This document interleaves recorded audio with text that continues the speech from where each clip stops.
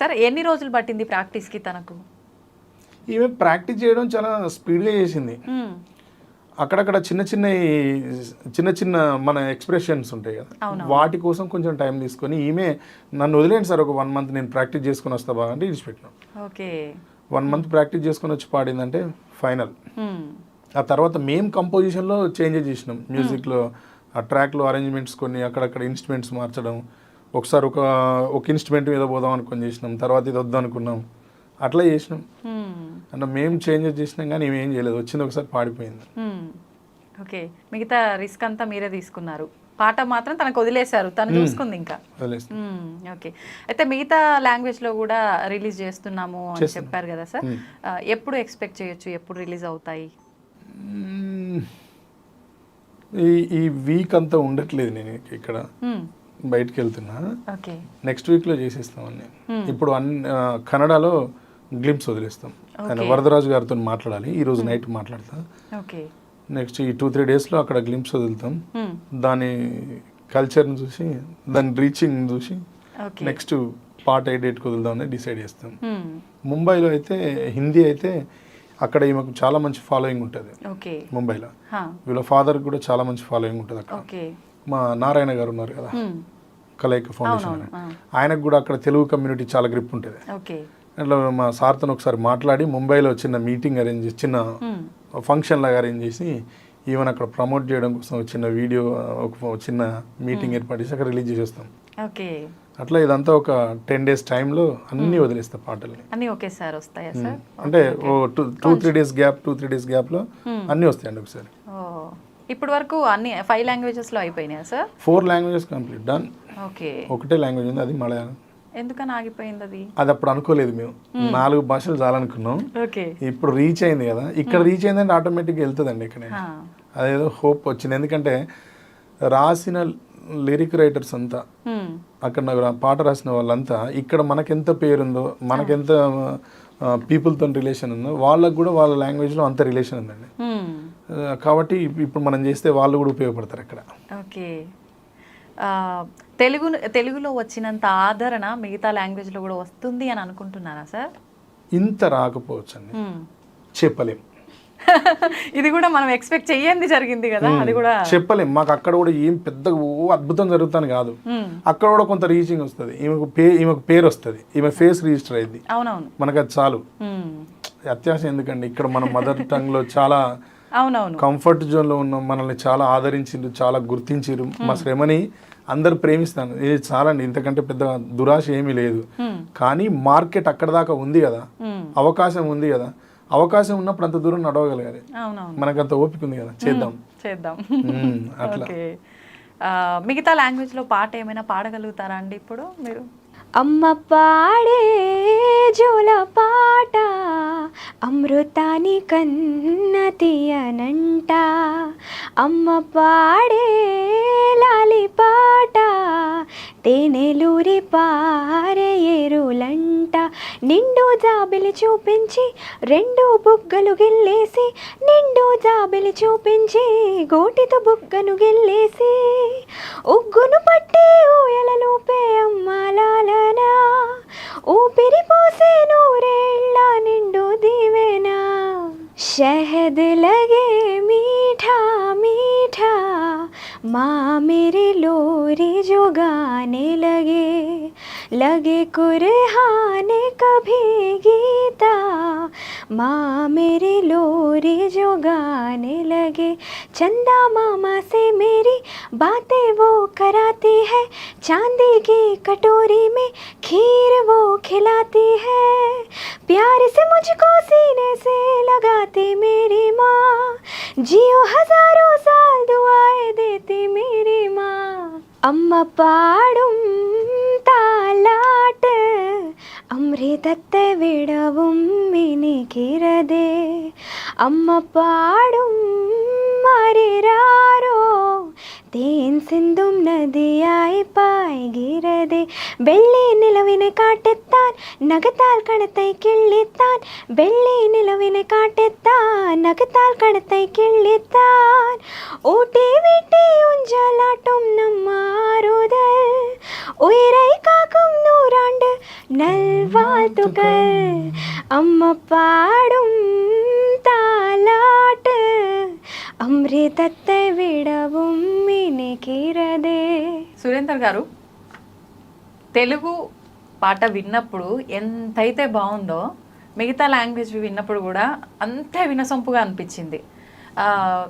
దానికి ఒక క్వశ్చన్ వేశాను నేను జాన్వి గారికి, మీరు విన్నారు కదా తెలుగులో సమాధానం మేమందరం ఎక్స్పెక్ట్ చేస్తున్నాం దాని దగ్గర నుంచి. ఎట్లా అది ఈక్వల్ గా మెయింటైన్ చేశారు, బ్యాలెన్స్ చేశారు అదే ఫీలింగ్ లో పాడడానికి? కష్టం అనిపించిందా ఎక్కడన్నా? ఏం లేదండి, ఎందుకంటే మంచి ఆ భాషలన్నింటి మీద బాగా పట్టున్న అరేంజర్స్ తో వర్క్ చేసినాం. వాళ్ళు చాలా జాగ్రత్తగా కూర్చునేట్టు పాడించారు. నేను ఫైనల్ గా పల్లవి అయిపోయిందండి అంటే లోపలికి వెళ్ళి విని, బాగుందా సార్ మీరు లాంగ్వేజ్ కరెక్ట్గా పలికిందా, ఎక్కడేం అక్షర దోషాలు ఏం లేవు కదంటే, ఏం లేవండి బాగా పాడిందంటే పల్లవిని నాకు మీటర్కి ఉందా లేదా, స్కేల్లో ఉందా లేదా, టెంపోలో ఉందా లేదా, ఇవి చూసుకుని బయటకు వచ్చేది. అంతే. నేను అక్కడ కూర్చోలేదు. ఏమో నేను కూర్చుంటే భయపడి సగం పాట పాడపోయేది. అంత భయపెట్టిరా సార్? భయపెట్టడం కాదు, అటెండ్ చేయడం కష్టం అవుతుంది ఎవరికైనా. మనం పని చేస్తున్నాం, ట్యూన్ నేర్పించిన అందరం బయటనే కూర్చునేది. తెలుగు వాడుతున్నప్పుడే ఉన్నా. మిగతా లాంగ్వేజెస్ అన్ని వరదరాజు గారు కన్నడ ఆయనే దగ్గరుండి పాడించారు. ఆయన అభిప్రాయం కూడా అమ్మాయి వాయిస్ తెలుగుగా ఉందండి, చాలా లైట్గా ఉందండి, కొంచెం వెయిట్ ఉంటే బాగుండండి అని ఆయన కూడా అన్నారు. కానీ ఇప్పుడు అంత కలలా ఉంది. ఆయన దగ్గరుండి పాడించారు అమ్మ పాట.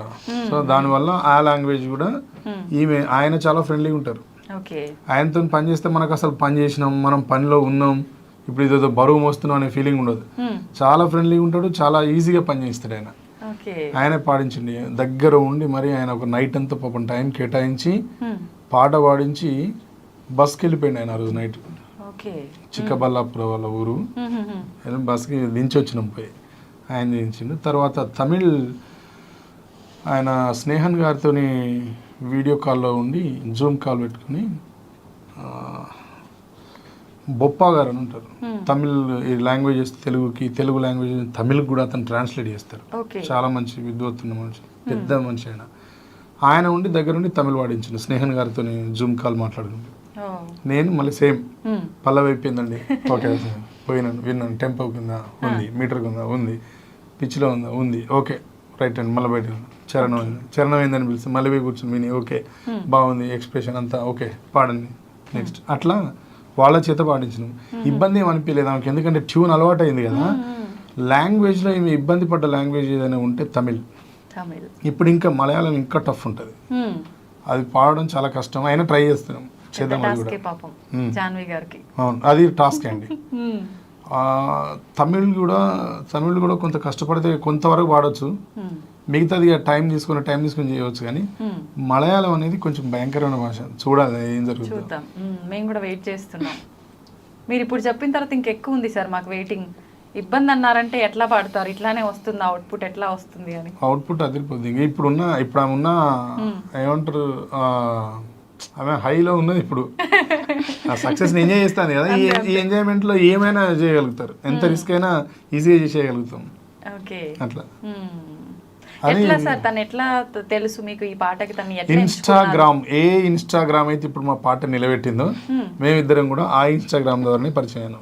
ఓకే, అంటే ఈ పాటకు ముందేనా సార్, ఎట్లా అసలు డీటెయిల్ గా? మామూలుగా మేము ఆడిషన్ కాల్ పెట్టినాం తల్లి నావెల్శాల పాట గురించి.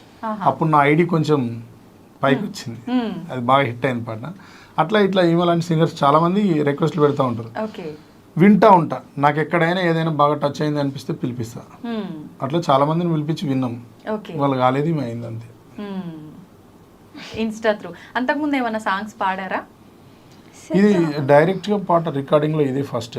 కానీ ఈమె అంతకు ముందు ఈమె ఏదో అట్లా పాడుకొని పెట్టింది విన్నా, పాడింది పెడితే విన్నా. ఏదది ఏమంటారు బా, ఏం పాట అది? బాహుబలి సాంగ్. బాహుబలి సాంగ్. అలా ఏదో మన వీళ్ళు ఏదో కంపోజ్ చేసుకొని పెడితే విన్నా, బాగా అనిపించింది ఆ వాయిస్. అట్లా విన్న తర్వాత ఇంకా బాగా పాడగలదు అని అనిపించి పిలిపించి పాడించిన. పాడగలదు అనిపించి పిలిపించిన తర్వాత తను పాడిన తర్వాత తను సెట్ అవ్వదేమో అని ఎట్లా అనుకున్నారు సార్? పాడిన తర్వాత అది పాడిన తర్వాత అప్పుడు ఆమె వాయిస్ బాగాలేదు, ఒక్కసారి పాడలేదు. Okay okay. లాంగ్వేజ్ కి గ్యాప్ వచ్చింది కదా, పదును పెట్టారు తర్వాత అవుట్పుట్ ఫైనల్లీ. అట్లా తీసేద్దామని అనిపించిన దానికి పెద్ద రీజన్ ఉంది. ఏంటి సార్? యాక్చువల్లీ ఈ మిస్టేక్ చాలా సార్లు జరుగుతూ ఉంటుంది, చాలా మంది జరుగుతూ ఉంటుంది. నా జీవితంలో మొదటిసారి జరిగేది కానీ జరగలేదు. ఓకే. ఏం జరిగింది అంటే, మేము ఎవరైతే కంపోజర్ ఉంటారో, ఇప్పుడు మా దగ్గర మీరు చూడండి, మన దగ్గర బాగా మీరు చెక్ చేయండి, కీరవాణి గారు ఒక పాట పాడింది అనుకోండి, ఆయన తర్వాత ట్రాక్లో ఎవరిని ఊహించుకున్నా అసలు ఎక్కదు. అయితే కీరవాణి గారికి కానీ ఇంకా ఏ మ్యూజిక్ డైరెక్టర్స్ కానీ వాళ్ళకి పాడాలని ఉండదు. వాళ్ళని ఎందుకు పాడిస్తారు అంటే, producers cue tracks first version చేసినప్పుడు ప్రొడ్యూసర్స్ విని ఉంటారు, సింగర్స్ పాడితే కొన్ని పాటలకు కనెక్ట్ అవ్వరు వాళ్ళు అసలే. మీ వాయిసే బాగుందండి, మీ వాయిసే బాగుందండి అని చెప్తా ఉంటే అప్పుడు మ్యూజిక్ డైరెక్టర్స్ కూడా వీళ్ళు వినరబ్బా అని వదిలేస్తారు, వాళ్ళ వాయిసే పెడతారు.